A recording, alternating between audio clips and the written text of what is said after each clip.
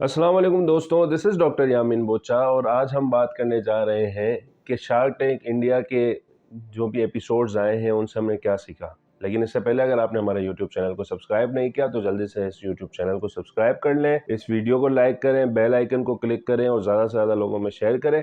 और हाँ, फेसबुक पर भी हमें फॉलो कर लें, डॉक्टर यामीन बोचा के नाम से हमारा पेज है और इंस्टाग्राम पे डॉक्टर यामीन डॉट बोचा इस अकाउंट को भी फॉलो कर लें।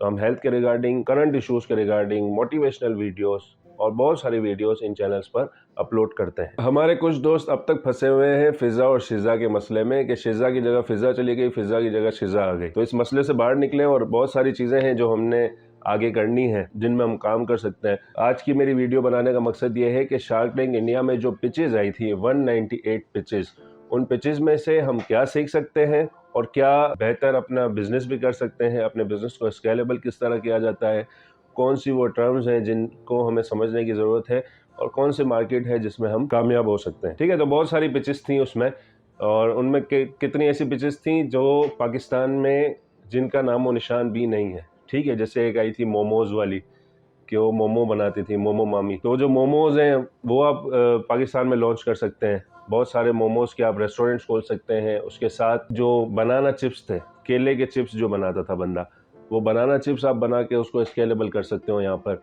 और बहुत सारी ऐसी जो इंडियन डिशेज़ हैं और यहाँ पर अब तक लॉन्च नहीं हुई हैं पाकिस्तान में, उन पर आप थोड़ा सा रिसर्च करके और फिर उसको आप लॉन्च कर सकते हो। उसके साथ साथ जो ग्लूटेन फ्री, वेगन, ऐसी कितनी टर्म्स हमने देखी, वो सारी अब इंडिया में बन रही हैं। हमें भी चाहिए कि हम इस तरह की जो टर्म्स हैं ना, ग्लूटेन फ्री, वेगन, इसको थोड़ा सा पढ़ें, इस पर थोड़ी सी रिसर्च करें और उस रिसर्च के बाद हम ऐसे प्रोडक्ट्स बनाएं जो कि ग्लूटेन फ्री हो, वेगन हो और इको फ्रेंडली हो।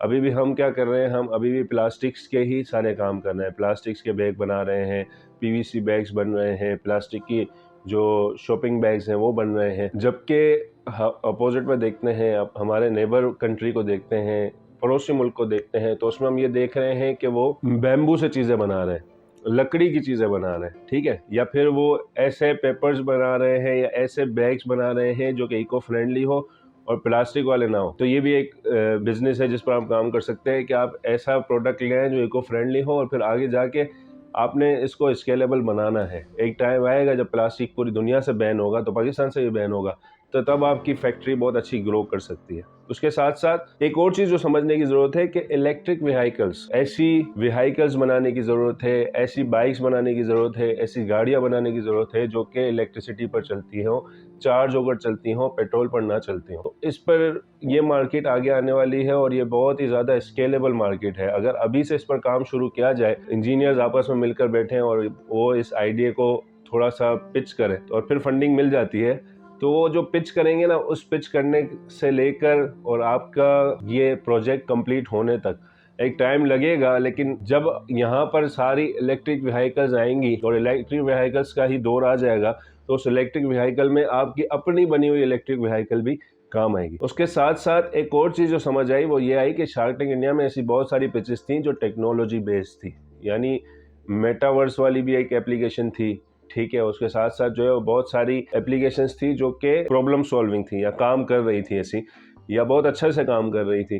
तो वो जो जितनी भी पिचेस हैं ना, उनको आप देखें, आप ऐप डेवलपर हैं या ऐप डेवलपर बनना चाहते हैं तो आप इस पर काम कर सकते हैं कि भाई किस किस तरह से वो काम हो रहा है। आज तक आप देखें, गूगल मैप, आप किसी भी रोड पे जा रहे होंगे ना, तो आपको ये नहीं बताता कि आपने फ्लाईओवर चढ़ना है या आपने अंडरपास उतरना है। वो कहता है स्लाइड राइट, स्लाइड लेफ्ट।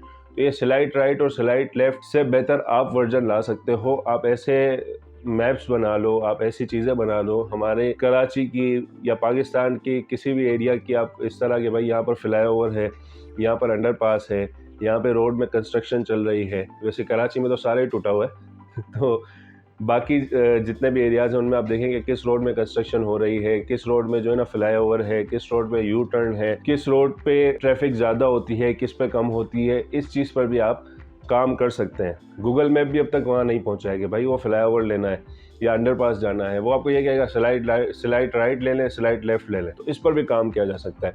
ऐसी बहुत सारी पिचेज़ है। अच्छा, इसमें एक और चीज़ जो समझ आती है वो ये आती है कि आप एक रेस्टोरेंट खोलेंगे ना, तो रेस्टोरेंट में आप उसको इतना स्केलेबल नहीं बना सकते जितना आप प्री मिक्सेस बना लें कि भाई आप अपना मसाला एक बना लेते हैं कि मसाला आप डालें और वो मसाला जैसे ही डलेगा तो आपका खाना इतना अच्छा हो जाएगा, आपकी ड्रिंक जो है वो इतनी मज़ेदार हो जाएगी। तो वो चीज़ बहुत ज़्यादा कारआमद है। जैसे यहाँ पे चल रहा है नूडल्स है, या ऐसे बहुत सारी चीज़ें आती हैं जो कि प्री मिक्सेज हैं। शान का मसाला हो गया, नेशनल का मसाला हो गया, ऐसे बहुत सारे मसाला जात हैं जिस पर आप काम कर सकते हैं कि भाई आप प्री मिक्सेस बना लें और फिर उन प्री मिक्सेस को आप स्केलेबल कर सकते हैं, ना सिर्फ पाकिस्तान में बल्कि आप अच्छा खासा एक्सपोर्ट भी कर सकते हैं।